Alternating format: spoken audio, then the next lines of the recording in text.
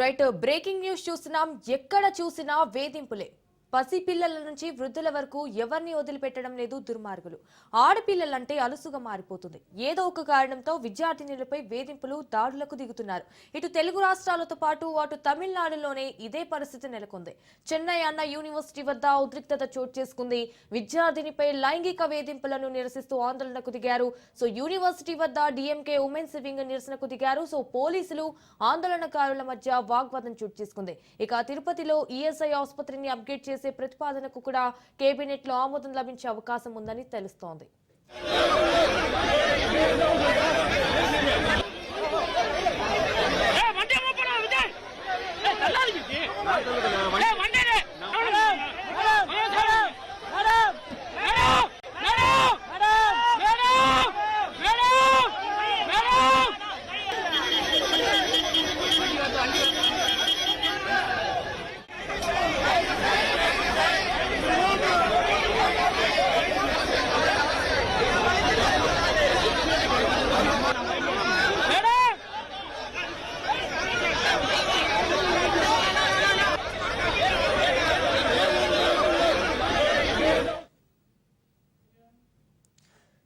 ఎక్కడ చూసినా వేధింపులే. పసిపిల్లల నుంచి వృద్ధుల వరకు ఎవరిని వదిలిపెట్టలేదు దుర్మార్గులు. అయితే ఆడపిల్లలంటే అలుసుగా మారిపోతుంది. ఏదో ఒక కారణంతో విద్యార్థినులపై వేధింపులు, దాడులకు దిగుతున్నారు. ఇటు తెలుగు రాష్ట్రాలతో పాటు అటు తమిళనాడులోని ఇదే పరిస్థితి నెలకొంది.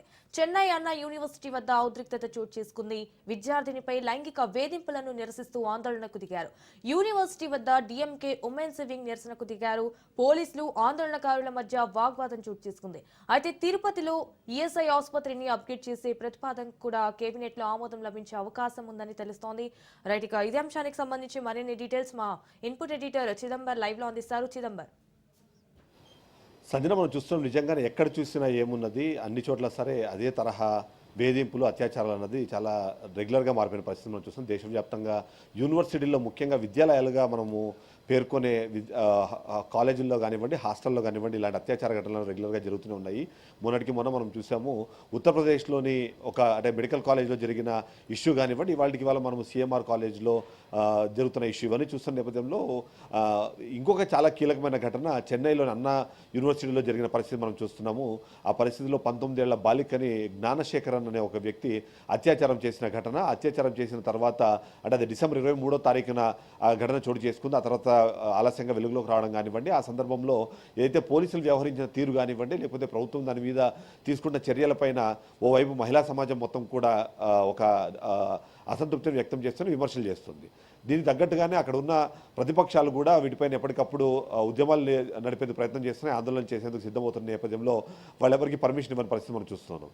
ఇవాళ ఏదైతే అన్నా యూనివర్సిటీకి సంబంధించిన ఒక ధర్నా కార్యక్రమాన్ని నిర్వహించాలని చెప్పేసి పిఎంకే అంటే పట్టాలి మక్కల్ కాచి అనే ఒక యూనియన్ ఏదైతే ఉందో దానికి సంబంధించిన విమెన్ వింగ్ అక్కడ ఒక ధర్నాని స్టేజ్ చేయాలని ప్లాన్ చేసింది. దాని తగ్గట్టుగా పర్మిషన్స్ కోసం పోలీసులకి అప్లై చేసినప్పుడు కానివ్వండి, ప్రభుత్వాన్ని విజ్ఞప్తి చేసినప్పుడు కానివ్వండి, దాన్ని డినై చేయడం ద్వారా అక్కడ మరింత ఉద్రిక్తతలకు కారణమైన పరిస్థితి మనం చూస్తున్నాం. ఎందుకంటే పిఎంకేకి సంబంధించిన విమెన్ వింగ్ మొత్తం అక్కడ చేరుకుంది.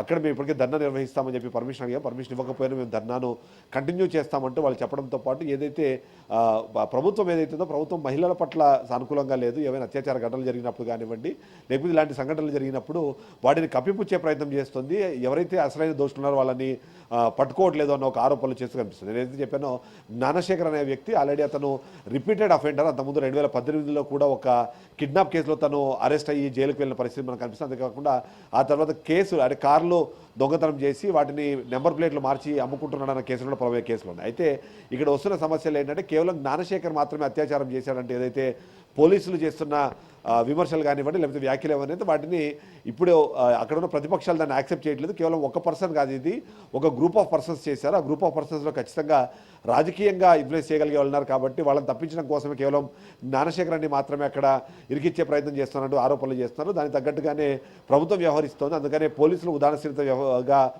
వ్యవహరిస్తూ ఆ కేసును నీరుగార్చే ప్రయత్నం చేస్తున్నారు. ఎందుకంటే 23వ తారీఖు సంఘటన జరిగింది. ఆల్మోస్ట్ ఘటన జరిగి 10 రోజులు గడుస్తున్నా సరే ఇప్పటి వరకు దానిపైన పూర్తి స్థాయిలో విచారణ పూర్తి చేయకపోవడం కానివ్వండి, అది అసలు ఆ ఘటన జరగడానికి కారణం కానివ్వండి, పరిస్థితులను కానీ ఎక్స్ప్లెయిన్ చేయడంలో పోలీసులు పూర్తి స్థాయిలో విఫలం చెందారు అన్నది పిఎంకేకి సంబంధించిన ఉమెన్ వింగ్ చెప్తుంది. అంతేకాకుండా ఇప్పటికీ అన్నా డిఎంకేకి సంబంధించిన నాయకులు కూడా ఈ కేసు పైన చాలా కీలకంగా వ్యవహరిస్తున్న పరిస్థితి కనిపిస్తుంది, ముందుకు వెళ్తున్న పరిస్థితి కూడా మనకు కనిపిస్తుంది.